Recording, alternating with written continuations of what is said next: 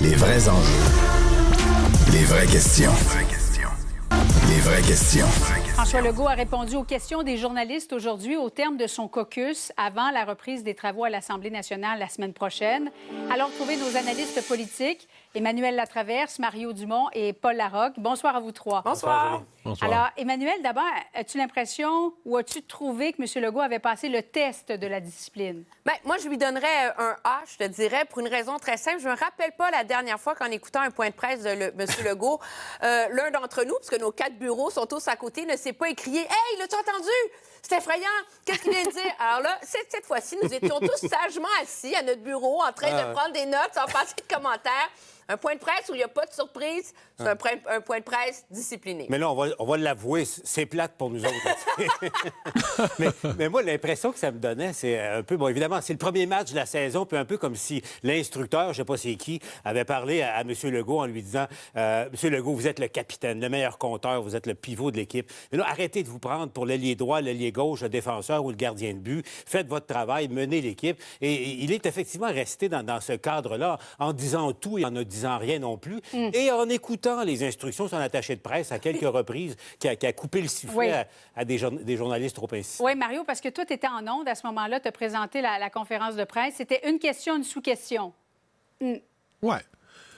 Moi, je dois dire une chose. Cette histoire de discipline, pour moi, ça reste de la stratégie interne. C'est-à-dire, s'ils veulent être disciplinés, bien, qu'ils soient disciplinés et qu'ils nous le disent pas. Là. Au mois de juin, on va analyser et on va constater qu'ils ont été disciplinés. Mais, tu sais, mon voisin, là, il s'en fout, là. Tu sais, je trouve qu'il faut qu'il se...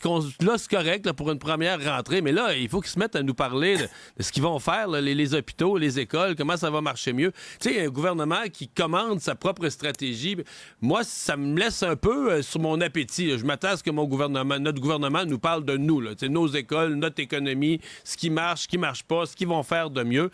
Ce que je retiens d'aujourd'hui, moi, le gros sujet qu'on a peut-être même, nous, sous-estimé, là, qui s'en vient, puis qui va peut-être être source d'affrontement syndical encore, mais hyper important pour l'économie, c'est la réforme de la construction. Mettez ça dans votre carnet pour les prochaines semaines. Ouais. Si je retiens une chose de François Legault, il a parlé d'actions concrètes, c'est celle-là. Là. Paul?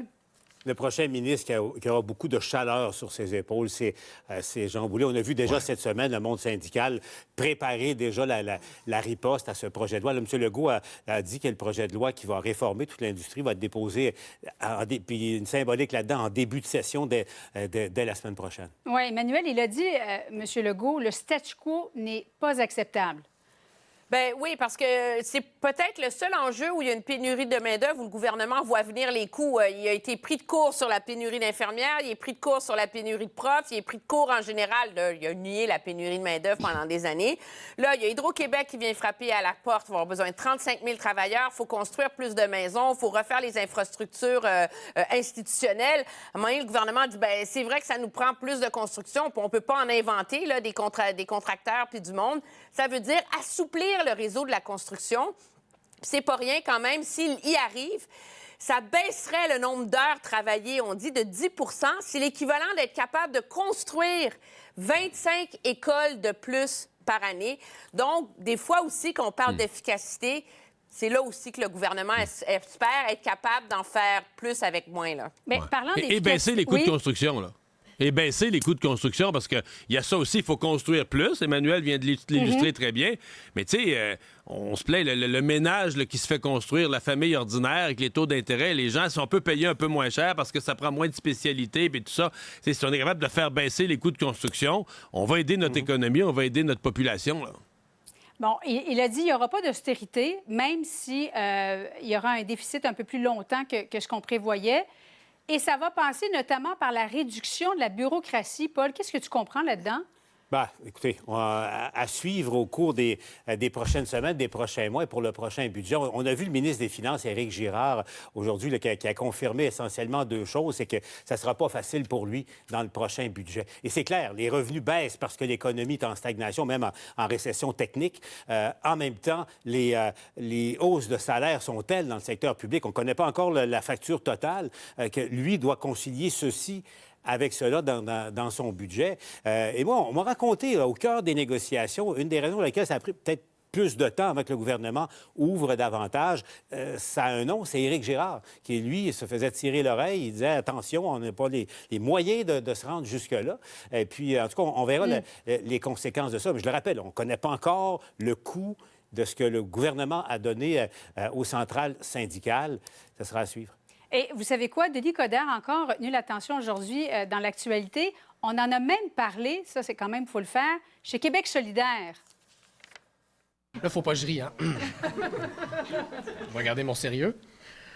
On apprend de nos collègues. Bon, réaction, Emmanuel? Bien, je veux dire, M. Coderre, certains libéraux et les élites libérales peuvent le regarder de haut comme s'il était un clown dont on a besoin pour mousser leur course. En attendant, il réussit à faire parler de lui, à faire parler du parti. Puis peut-être rappeler aux libéraux que le parti appartient à ses membres et que c'est eux qui vont décider s'ils devraient y aller ou pas. Mario? 3 jours de suite où on parle de la course au leadership du Parti libéral, c'est un record. Il devrait voir ça comme positif.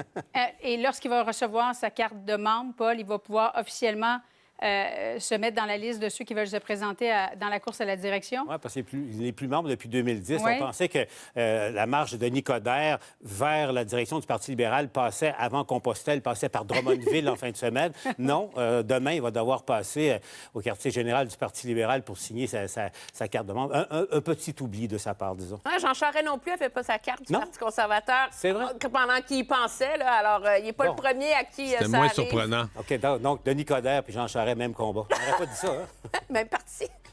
Restez là. Dans un instant, l'ex-animateur de Fox News, Tucker Carlson, qui était à Calgary hier, et son souhait, libérer le Canada.